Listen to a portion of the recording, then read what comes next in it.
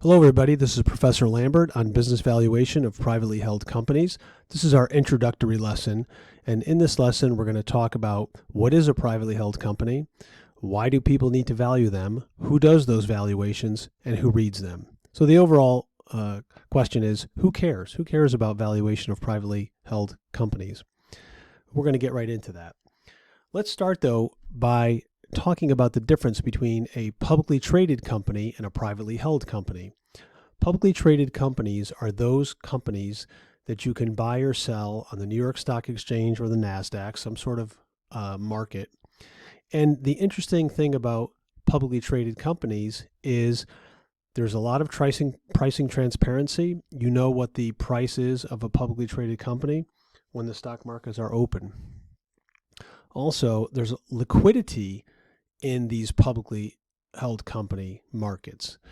If I buy or sell a stock, the money is either taken out of my account or put into my account, depending on whether I'm buying or selling, within a couple days, 2 to 3 days of me transacting.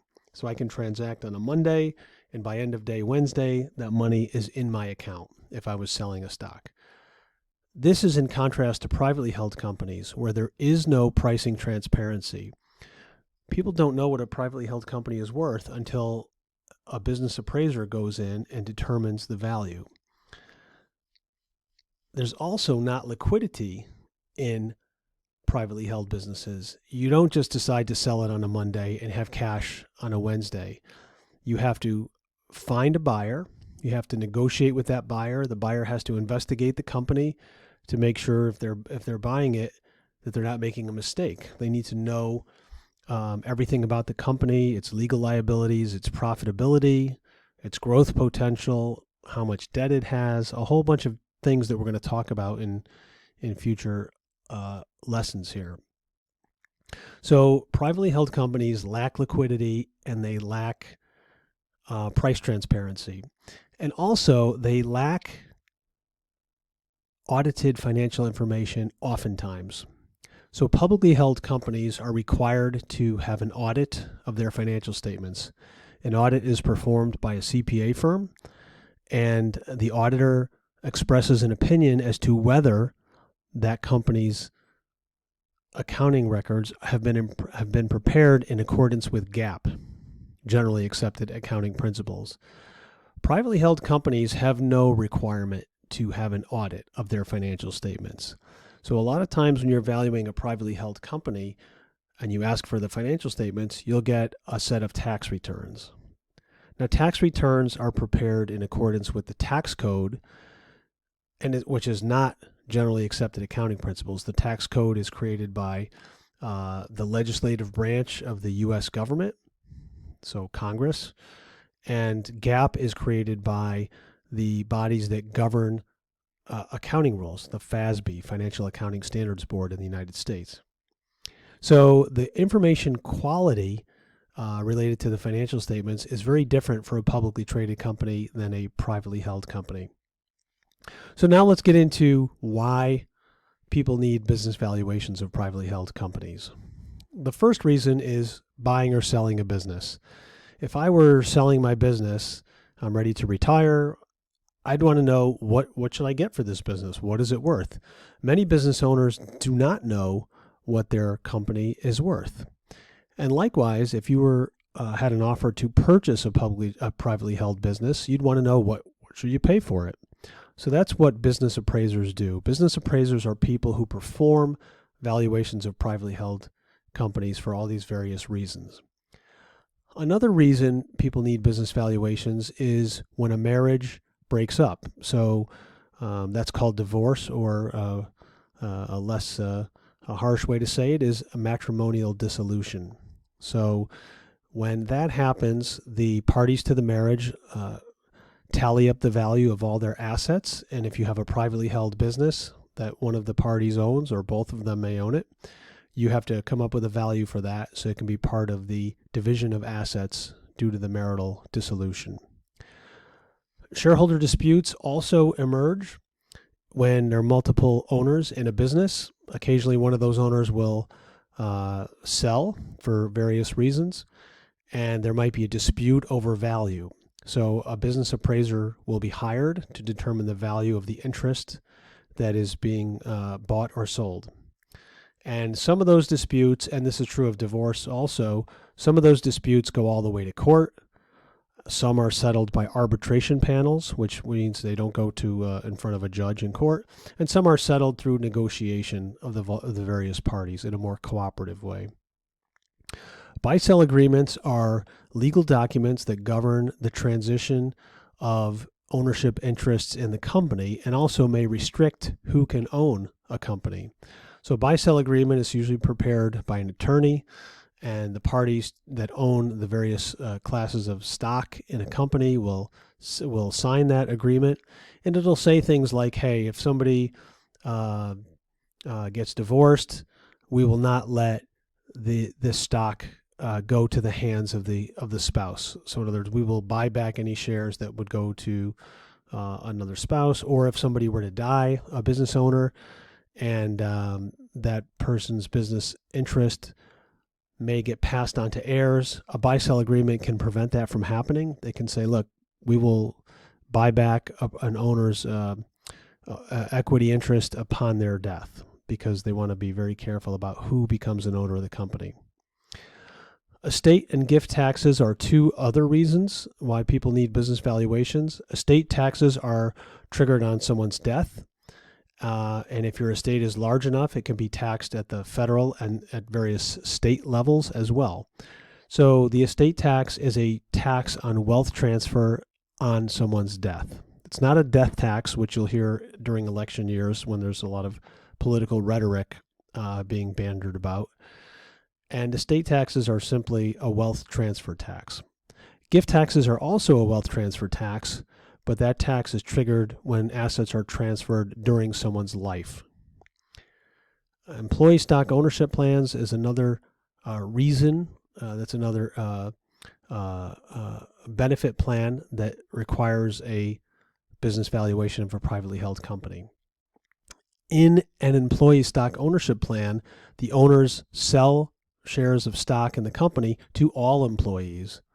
So everyone becomes an owner, and there's a lot of research out there that discusses what happens when employees are all owners of a company. They all take ownership. They all will do things to improve the company. So this is a really good benefit plan.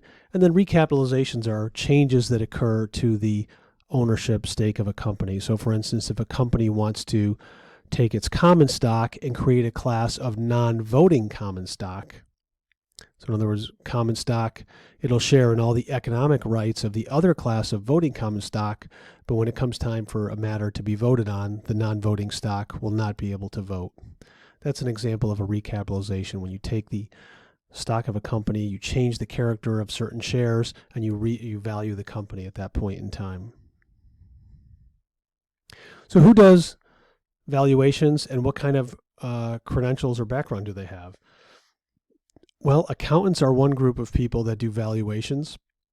You certainly don't have to be an accountant or CPA to do valuations, but you should have some kind of designation, because if your valuation ever ends up in court, you need to be qualified as an expert witness, which means the court will look at your background, your credentials, and your experience and determine whether you can testify as an expert witness.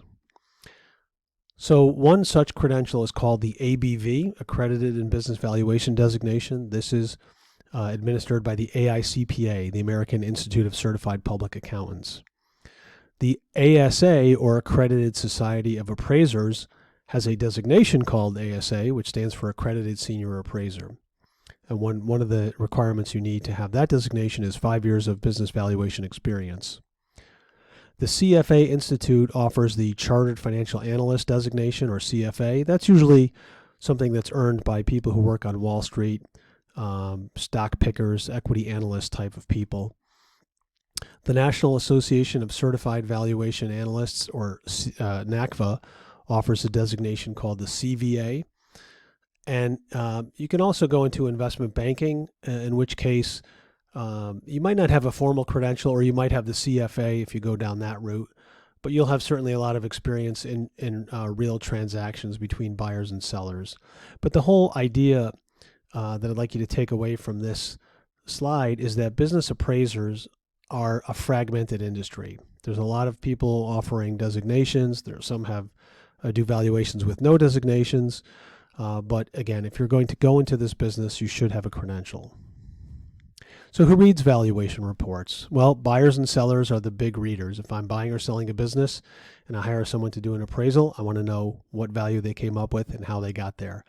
So business owners too, attorneys and accountants who use it in advising their clients, and financial planners as well.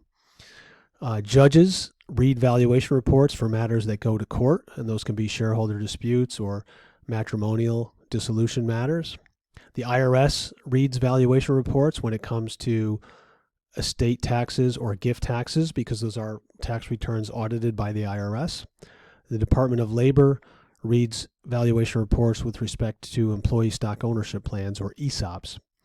And the thing to remember is your valuation report is your testimony. So if you did something in your valuation, you should document it in your report. There are 4 major sections to a valuation report, and there's also the preamble, so you can think of that as the 5th section, or it really precedes the other 4. The preamble just says, here's what we did. We valued a company, we valued 10 shares of ABC Incorporated common stock as of a certain date. That's all the preamble or transmittal letter says, and it says the conclusion of value is X dollars. You say what conclusion you've reached. The first section is really the qualitative section of the valuation report. It says, what does the company do? How long has it been doing it? Who are its customers? Who are its owners? The second section is the economic outlook, which starts at the macroeconomy, then drills down to the micro, industry, and geographical markets for the company. There's a detailed financial statement analysis and ratio analysis. And then finally, the valuation section and conclusion says what the appraiser did and didn't do and what their final conclusion of value was. And we'll talk more about these in future lessons. There are some standards of value, fair market value being the most common one. That's the one we're going to focus on in this class. It's the value that would take place in a transaction between a willing buyer and a willing seller, each with reasonable knowledge of relevant facts, and neither under compulsion to buy or sell. So a fair market value is going to be our standard. You should know that formula, and we'll talk about that in class. Fair value has a couple different definitions. This is different than fair market value. That's the first thing I want to pass along. One type is used in financial reporting. Another type is used in shareholder disputes on a state-by-state basis. Investment value is the value of something to a specific buyer. And intrinsic value is what stock pickers on Wall Street will say a company is worth. So they might say this company is worth $110 a share. It's now trading at $100 a share, so you should buy it because the intrinsic value is higher than the trading price. There are 2 premises of value. We're really going to focus on the first one, going concern, which just means the company will continue into perpetuity. A liquidation value means the company would be dissolving, stopping its operations, selling all its assets, paying its liabilities, and then distributing anything that's left to the equity owners.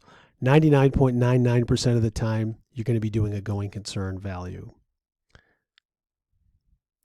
Okay, that's the end of our lesson, and we can talk about some of these things in class if there are any questions from here. I hope you found this useful.